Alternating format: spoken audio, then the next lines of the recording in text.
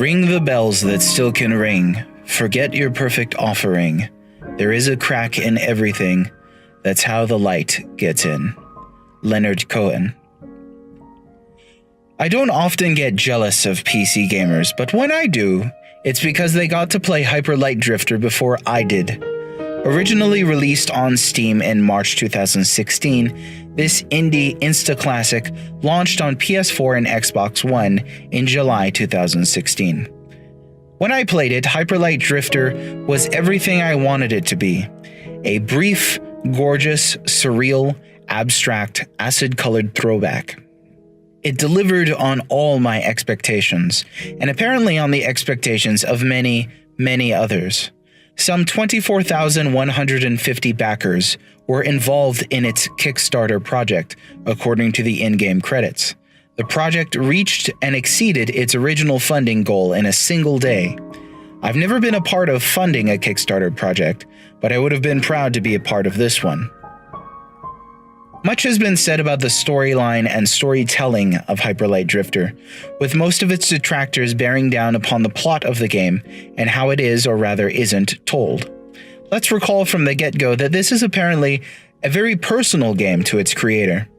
Hyper Light Drifter is an indie game, and as such, it has a singular vision at its heart, the vision of its director and key developer, Alex Preston. Alex has heart disease. The game he created, Hyper Light Drifter, was born from his experiences with his health and hospitalizations, and being so close to death. He has said, "I've dealt with serious health issues since I was born, congenital heart disease to start. A plethora of digestive and immune system problems have left me hospitalized on numerous occasions, often near death. This gives me a certain perspective on life and plays into the stories I want to tell. The main character in Hyper Light Drifter suffers from a deadly illness. When he is desperately seeking a cure for, it haunts him endlessly. That's something I'm keenly familiar with. The biggest component here is my ability to tell a story I can identify with, expressing something personal to a larger audience, so I feel more connected and have an outlet for the many emotions that crop up around life-altering issues." Set into this interpretive context, we can come to understand Hyper Light Drifter from the outside and rarely from the inside. It tells a personal story, such as few will find relation to. I myself know a little bit about being in and out of hospitals and in and out of good health, having had a kidney removed due to a genetic defect when I was 17, leaving me with debilitating kidney stones, careful hydrating, medical procedures, and monotonous trips to specialists. Yet I know that my poor health isn't comparable to Mr. Preston's. I am grateful to him, though, for turning his emotions and experiences into creating this intensely personal work of art, rather than mere frustrations and anger. Hyper Light Drifter opens with a wordless, animated sequence. It's vivid and powerful as a dream. The sequence introduces us to several key elements of the story: the giants, the diamond, the apocalypse, the shadow, the dog, the drifter himself. They are like archetypal figures in this vision. We first see a pre-apocalyptic world, until 4 glowing lights are activated, triggering a massive explosion that demolishes the world and kills millions. We see their twisted alien bodies like flotsam in a sea of blood. Then the drifter mysteriously appears in their midst. The bodies disappear. The drifter stands erect and defiant until he coughs and spits up his own blood, the allegory of Alex Preston's own condition. His blood transforms into a shadowy, demonic entity which chases the drifter. He runs up a stairway and comes face to face with terrifying giants. Clutching the gemstone hanging around his neck, he watches the giants slowly melt as if with the passing of time. Their silent, howling faces blow away like dust in the wind. This informs us that these giants were a part of the ancient world and were destroyed when the world still was. Then the dog appears. A diamond-shaped halo around its head marks it as a divine being. Before the dog and the drifter, a tower rises from the sea. In it, a doorway opens into darkness. The drifter follows the dog through and sees the diamond, the cell, the entity, whatever you wish to call it. Hyper Light Drifter has no name for it, But this is the thing that the Drifter seeks, and we do not learn why until the end of the game. Reaching for the artifact, the shadows overtake him and the Drifter's consciousness fades. He awakes in a wasted world, a post-apocalyptic dystopia of shattered peaks, moss-encrusted machines, and a few strange survivors. Suffering from his illness, the Drifter staggers into the nearby ruins. He is armed only with an electric blue sword and his robotic assistant. He doesn't get far before collapsing from his ailments, a distant city in sight. A stranger discovers him, a good Samaritan, and nurses him back to health in the city. And so the adventure begins as the Drifter immediately resumes his quest to unlock and seek out the artifact, the diamond. Without any dialogue, you'll learn little about the world of Hyper Light Drifter, even by the end of the game. That's not really the point though, is it? Remember that this is a personal experience, an allegory, and abstract. There is no exposition here, and I think that's for the better. Hyper Light Drifter doesn't get burdened down in overcomplicated impressions of Tolkien-esque high fantasy. Thank God there's no cumbersome names pretending to Gaelic, Sindarin, or Quenya to try to labor through. There's no pretense of alien languages or place names or yawning sessions of lore to muddle through. Hyper Light Drifter is free from all that. I'm not going to even try to analyze the allegorical dreamscape of this game.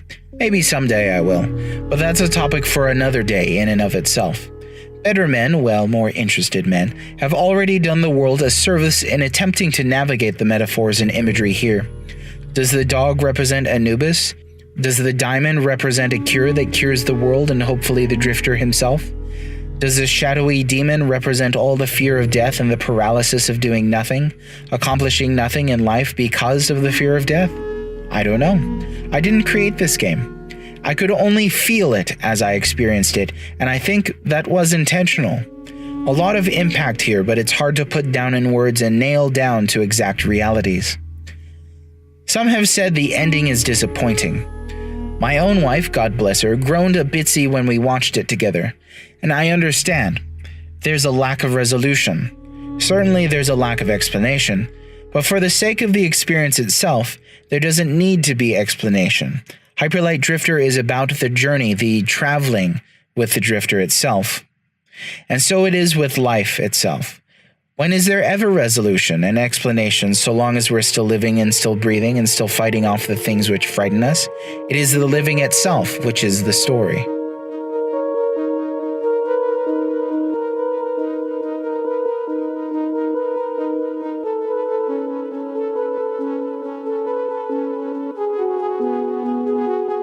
There are 4 main dungeon-like areas in the game: east, north, west, and south.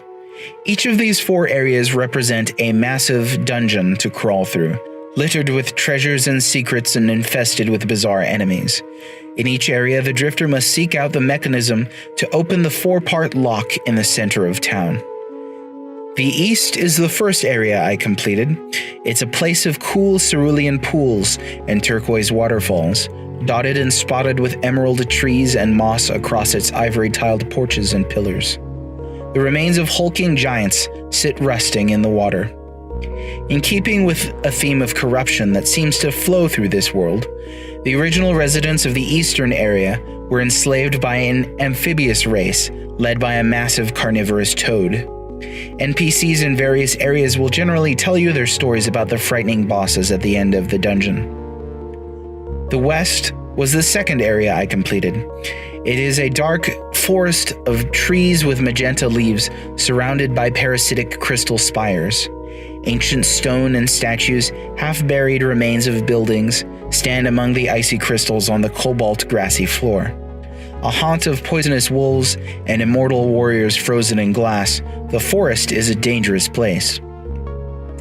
The north is a frigid peak, the third area I completed.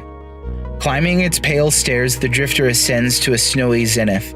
White and pink clouds circle overhead as ashen snow whips past him in the cutting winds.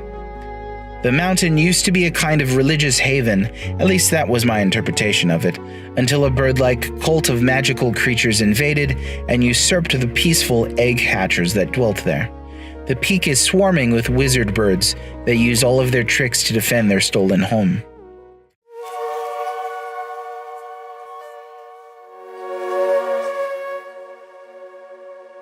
The south is the last and final dungeon zone. It cannot be accessed until completing the other areas, which is fine since it's the hardest of the 4 areas anyway. An arid chasm of sand dunes and perpetual rain clouds, the south harbors subterranean laboratories filled with ancient lost technology. It is the nest of mutant raiders and hideous machines tinkering with forgotten devices and growing bodies and body parts in vats. Whereas the other 3 areas have difficult bosses at the end of their mazes, the southern desert is full of multiple tough enemies that function like individual bosses with their own unique attack patterns. Expect to get killed by everything. As a 2D action RPG, comparisons will immediately be drawn with the Legend of Zelda franchise. This game was specifically modeled after A Link to the Past and Diablo. Visually, I thought of Eric Chahi's Another World, with a very similar appearance. Then I thought of another video game on the NES, Crystalis. Both Hyper Light Drifter and Crystalis share a similar setting and similar protagonists, similar gameplay as action RPGs, and similar goals to an extent of reaching the diamond and reaching the tower. Another noted influence, according to Alex Preston himself, was the anime staple Nausicaa of the Valley of the Wind. Same influence for Crystalis. I sure seem to mention Miyazaki's classic a lot, but its fingerprint upon future projects is far-reaching. It's easy to see the impression Nausicaa made in Hyper Light Drifter's post-apocalyptic setting, its mutated creatures, its giants, its alien strangeness, and prophetic hope. The development goal for Hyper Light Drifter was to replicate the games of the Super Nintendo. Alex Preston said the NES had amazing, almost perfect games designed for limited environments. He's not wrong. He wanted to make a game like those that appeared on the SNES, which makes me like him even more. With no voice acting, no spoken dialogue, and an emphasis on music, skill-based gameplay, and pixelated visuals, Hyper Light Drifter seems to fit right in with the greatest library of games ever made, in my opinion, those on the Super NES. Perhaps that's why Hyper Light Drifter seems both instantly dated and instantly timeless.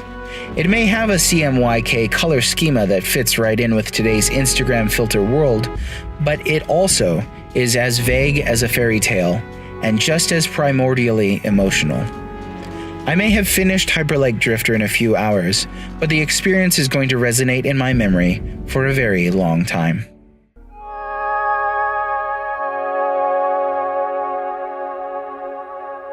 The diamond fetish graphics of Hyper Light Drifter are immediately striking, seeming both modern and retro simultaneously.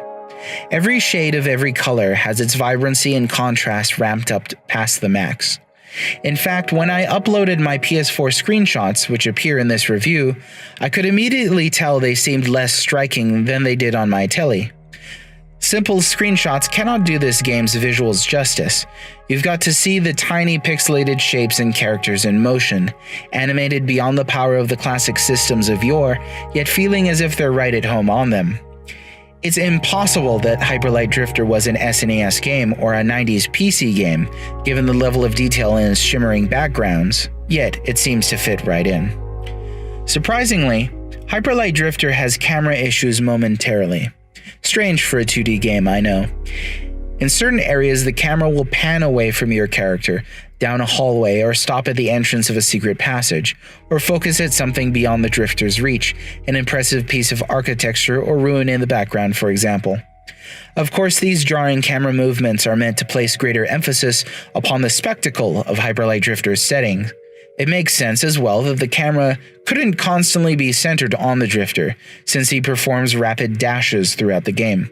As annoying or interruptive as these camera shifts can sometimes be, once we recognize their necessity for both gameplay and the sake of graphics, they become something that can be appreciated in their own way. Maybe not entirely welcomed, but appreciated nonetheless. The Hyper Light Drifter soundtrack by Disaster Piece, who also worked on Fez, Mini Metro, and It Follows, is immersive and invisible. Mostly. There are moments in the game when the electronic sounds become frightening, hideous synthetic screams and dissonance. But these are accents of drama and suspense because the rest of the soundtrack is a smooth, mellow chiptune. Entirely synthetic except for a single track with piano, the music blends with the strangeness of Hyper Light Drifter's world, and there are going to be times when you will hardly be able to tell it's there, yet you can't shake its presence. If that is not the measure of success in a soundtrack, then I don't know what is. There is a sense of the organic nature of sound in this soundtrack. Songs and themes build upon each other, adding instrument after synthetic instrument until coming to a full bassy fruition. This is most transparent in the 4 dungeon areas. The music seems to start off simple upon entering the area, and then it rises and mounts until it becomes a whole new monster. On its own, the music sounds almost too ethereal and otherworldly. It fits hand in hand with playing the game. Trust me on that. Let's talk about the gameplay. After being rescued by the stranger, who is perhaps another drifter, you find yourself in a village of survivors. There isn't a soul there who can tell you what's going on, or even shoot the breeze beyond unintelligible musical tones, not unlike the interaction between player characters in Journey. But it's here that you can witness a few stories about the state of the world. This is how the characters communicate in Hyper Light Drifter. You are showed images from their memory, and it's up to you to interpret them without words. What's this story? You can't make an omelet without breaking a few eggs. This method of interaction adds to the allure of this world. It's not some diminutive form of storytelling. In the central village, the Drifter can also purchase upgrades and new abilities. High on my priority list were enhancing agility and movement, medkit capacity, and offensive capabilities. Each of the enhancements and upgrades are fairly unique, making the bustling village truly seem like a truck stop for weird alien creatures with its diversity. Not all the enhancements are in the village.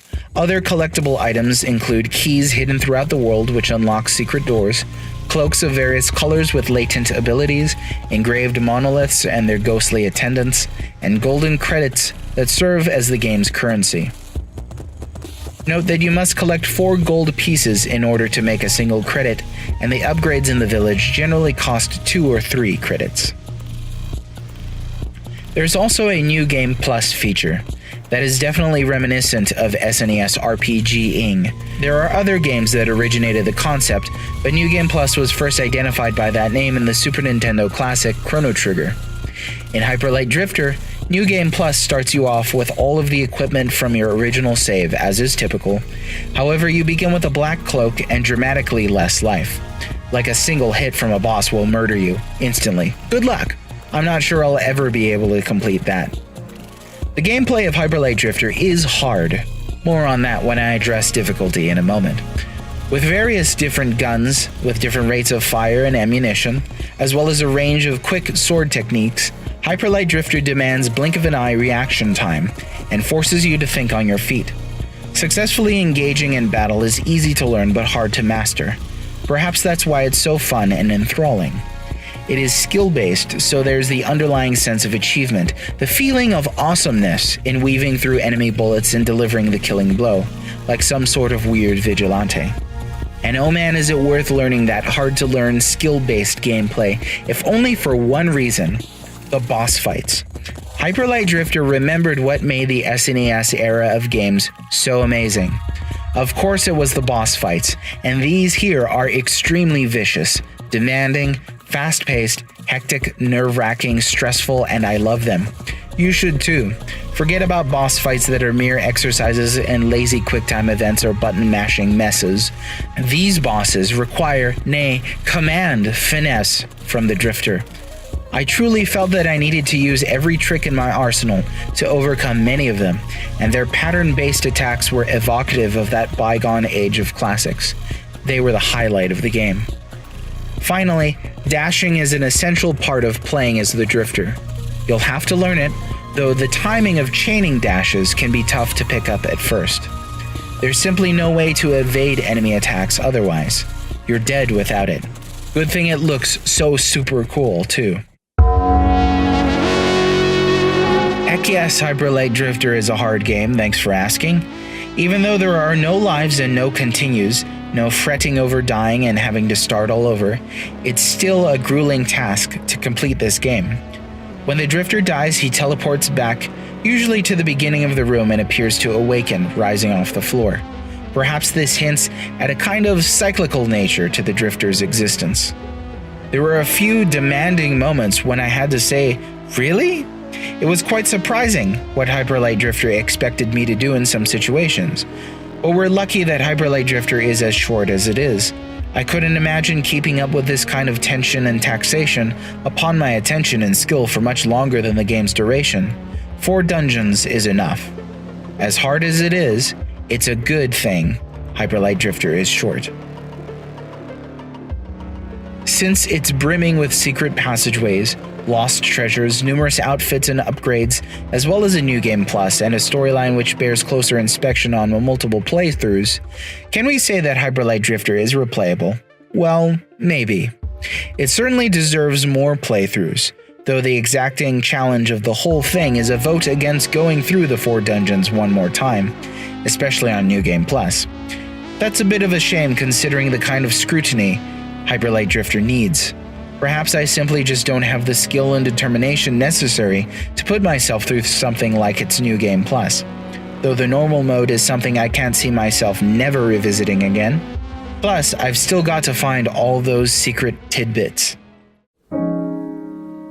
Though Hyperlight Drifter wears its influences on its sleeve, it's the combination and presentation of its emotional beats and borrowed scenery that makes it a unique and engaging experience. Hyperlight Drifter is both like and very much unlike anything I've ever played. Sure, I felt A Link to the Past and Crystalis in it, but I also encountered Alex Preston in it. Its chemical hues and air of mystery place it high on the list of hipster games, but it's stuck in no rut. It may be an indie game, and you can tell that just with one glance at it, but you'd be a fool to pass it up just for that. I'm not sure that Hyperlight Drifter, despite everything I've said about it, is for everyone. I don't believe for a moment that it has the kind of wide appeal that AAA games can boast. Remember, this is an indie game if the graphics and music don't tip you off, but I find myself more and more gravitating toward games like this. I had high expectations for Hyperlight Drifter since the day I was first mesmerized by its spectacular release trailer. It did not disappoint me. Life is indeed precious because life is short. It is precious because it is brief. If nothing else, Hyperlight Drifter's heart reminded me of that. Yes, in an abstract way, but it did. Whereas you do not know what will happen tomorrow, for what is your life? It is even a vapor that appears for a little time and then vanishes away. James 4:14. That concludes this audio review. You can read more at thewellreadmage.com, and you can support our work to inspire a future for games writing and a better gaming community via Patreon. And please be sure to subscribe. Thanks for listening. I'm the Well-Read Mage.